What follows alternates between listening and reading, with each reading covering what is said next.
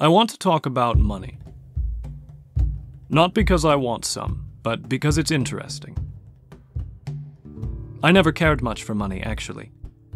I don't need very much of it. I don't really want to travel. I don't care for entertainment. And only a small amount of luxury is desirable to me. Both for better and for worse. Those things do not make me happy. For myself, as long as I have food, clothing, friends, a bed, and plenty of time, money is worth very little to me. But I'm fascinated by money, because it reveals how consciousness interacts with reality. It's often been said, money is power. But what money is depends on who is looking. In a general sense, money is much more than power. For some, money is freedom. For others, money is security. For some, it is fun. For others, it is success. Now, of course, money itself is none of those things. But it looks like those things to those people. They have faith that money can give them what they desire. And so the money becomes a proxy for desire. Even gold is not objectively valuable, but its subjective value is very, very stable. Gold is rare. It impresses us, and it doesn't tarnish. For these primary reasons, rarity, beauty, and permanence, it is valuable. It may surprise some of you to hear this, but I don't believe in objective value, because I do not believe in objectivity. However, I do believe there is a finite number of ways that the world can be usefully perceived by humans, and these functional perspectives all have certain basic features in common. Value, and the basic principles that govern it, are among those constants. This is almost the same as belief in objective value, but not exactly the same, because it means value is wobbly, that no explanation of value can be offered which is not false. We may only offer explanations which are true enough almost all of the time. This is why something which is not apparently valuable, like a piece of paper backed by nothing, can magically be made valuable, at least for a while. The banknotes of the past, it is said, used the gold standard, because every dollar was worth a standard amount of gold. From this gold, we're told, the dollars derived their value. But this story leaves something out. What was the gold backed by? What made the gold valuable? Certainly not its utility. Gold is nice to look at, but not for very long. Perhaps the value is in the rarity of gold. But this drawing I made is far rarer. It's in fact one of a kind. How much would you pay for it? I would argue that gold is backed by all the resources and energy which other people are willing to trade for it. What then are those backed by? What makes them valuable? We will find that the final answer to this line of questioning, the thing at the very bottom of value, is something like the human will. Not the will to live exactly, but the will to thrive and flourish. The force which animates. That is what money is really backed by. Or rather, what money symbolizes. It is crystallized will, pure motive force, represented by a physical object. To the extent that you desire, money is valuable. If we all desired nothing, that's what money would be worth. Now we may ask, what is this animating force? Etymologically, the common root of both animal and animate is anima, the Latin word for soul. To ask at the essence of such a thing, we must turn to religion. Rationality is far too weak for such a question. In Genesis, God creates Adam by breathing life into him. This is how he animates his creation. That is, how he gives him a soul. The word used for breath in the Old Testament is ruach. In the New Testament Greek, it is pneuma. These words mean both spirit and breath. The same link is found in the words inspiration and respiration, both of which have the same root as spirit. Scripture tells us that man is made in the image of God. To a large extent, this is because, unlike other animals, we create like God. And indeed, we create like God by breathing our own spirit into our creations. We created money. We named it, and we breathed life into it. Every human creation is like this, but I chose money as our example for two reasons. First, money represents nearly pure value. It is not the desire for any particular thing, but rather the desire for things in general. Second, money is quantified. What this means is that in money, we have condensed this animating force into a form which can be both empirically observed and approximately measured. This means that just as leaves can show us what the wind is doing, money will physically map some currents of invisible psychic energy. Perhaps that's why we call it currency. Because it does this, we can directly observe the behavior of this psychic energy and watch what it does to the world around it. In this way, we can learn how it works, even when we can't see it. The stock market is already conducting this experiment. We need only observe it to get the results. And what we see when we watch the stock market is this. The more psychic energy that we invest in a given entity, the more manifest that entity becomes. And entity is the right word, because remember, corporations are people. And as our condensed will is pumped into them, they become more powerful. They gain the strength to move mind and matter. This suggests exactly what I've already said. Money is indeed a symbolic proxy for a spiritual force which animates and gives life, for psychic energy, for will. In exactly the same way that money can be invested in companies, a portion of the human spirit, of the collective will, has been invested in currencies. As we lose faith in a company, we withdraw the dollars we have invested, and then we say the company lost value. Likewise, as we lose confidence in the dollar, we withdraw the projections we invested there, and the dollar loses value. The less faith we have in the dollar, the less real the dollar is. Because if we had no faith in the dollar would cease to exist. I think it is a good idea to call this energy spirit, because as I've said, the Greek word for spirit is pneuma, and spirit works pneumatically. The economy and the stock market are like a pneumatic system. They are full of centers which inflate and deflate.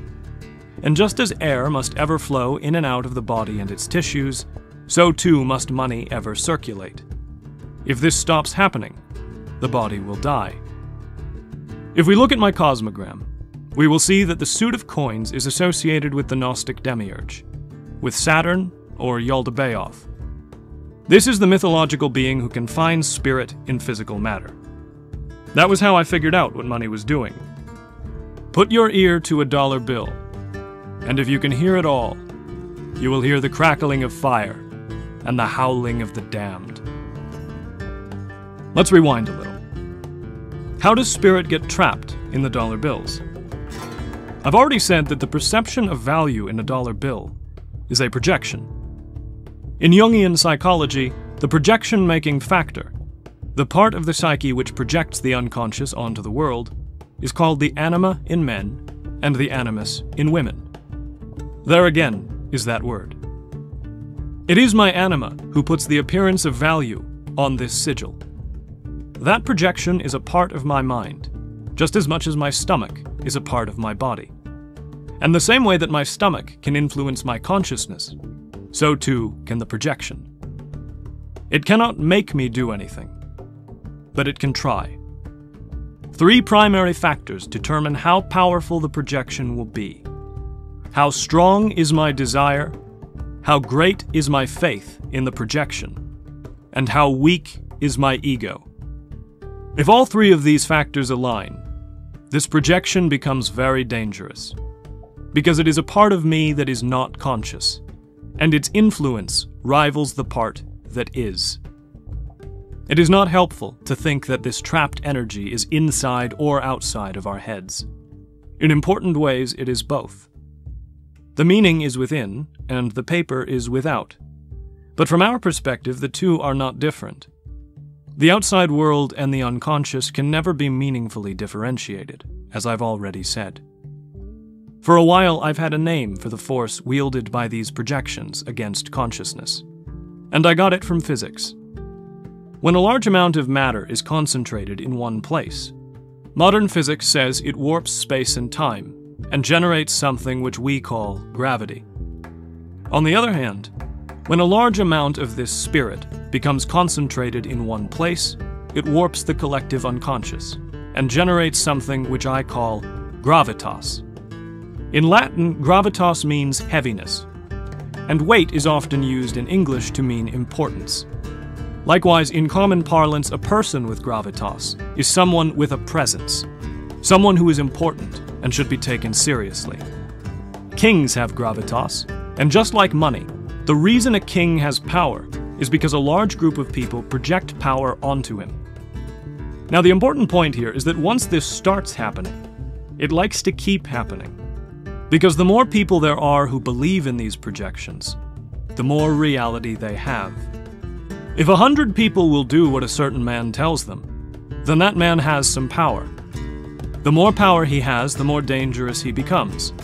The more dangerous he becomes, the more frightening he is. And the more frightening he is, the more power he has. Gravitas is best defined as the capacity of an idea to alter reality. We must say an idea because it is not the paper bills which change reality, but the idea that they signify. This is why something else, like a check, for example, can often do the same job as the bills. Now, money is just the most obvious illustration of this effect. In a drug addiction, an emanation is projected onto a certain substance. The projected emanation is always the complement to the addict's feeling of lack. If the addict is depressed, the drug is happiness. If the addict is in pain, the drug is comfort. If the addict is bored, the drug is novelty. The emanation is then animated. This happens when the addict believes it, when he buys it, when he falls for the sales pitch. Now, there is almost always actual purchasing involved in a drug addiction. And if we recall what money really is, we will recognize that purchasing is a ritual sacrifice. But even when there is no purchase, the sacrifice of time is sufficient. After all, time is money.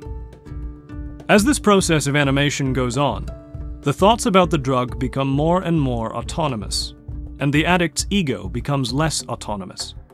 Increasingly, the drug thoughts are in charge. He is giving his life to the voice he hears in the drug, and he does it by selling his soul. The most interesting effects of these emanations appear when they're projected onto people. If a large number of people project status and importance onto a certain man, that is, if many people respect, admire, and praise him, strange things start to happen. In the first place, certain suggestible people will start doing the same thing, whether or not they know why. Secondly, and more interestingly, his stress will diminish. His serotonin levels will increase. He will produce more testosterone, which will cause his body to become more muscular. His brain will function better. He will be more confident, more driven, and less anxious. He'll sleep better. He'll be less likely to get sick. He will have more energy. Women will find him more attractive. All of these things happen to people with high status, people in whom others have invested psychic energy. Now, skeptics will say I'm using the word energy as a placeholder for other things, that what I'm calling by that name is a myriad of factors, that word in that context does not refer to anything physical and specific. Neither does the word dollar. But we agree to use the shorthand because the word is just so good at explaining what happens. Dollars are not objects. They do not exist in physical space. Like I said at the beginning of this video, a dollar is an insubstantial unit of abstract motivation. It is only a way of talking about and programming a constellation of physical patterns.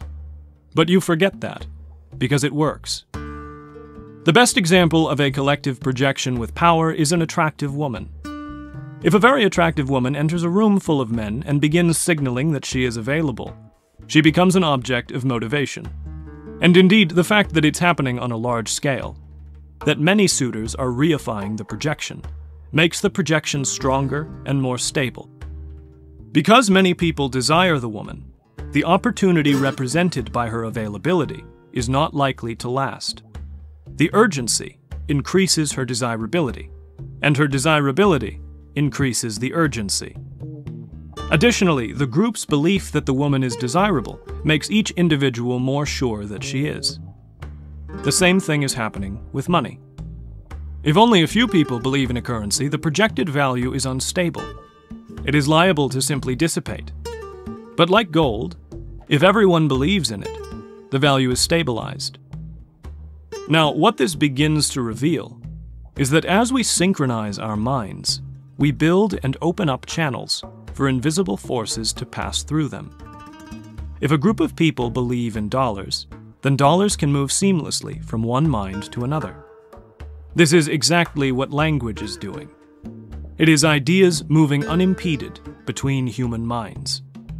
But it is important to remember that interpretation is not done consciously. Like I said before, you do not have to try to understand the meaning of words you know.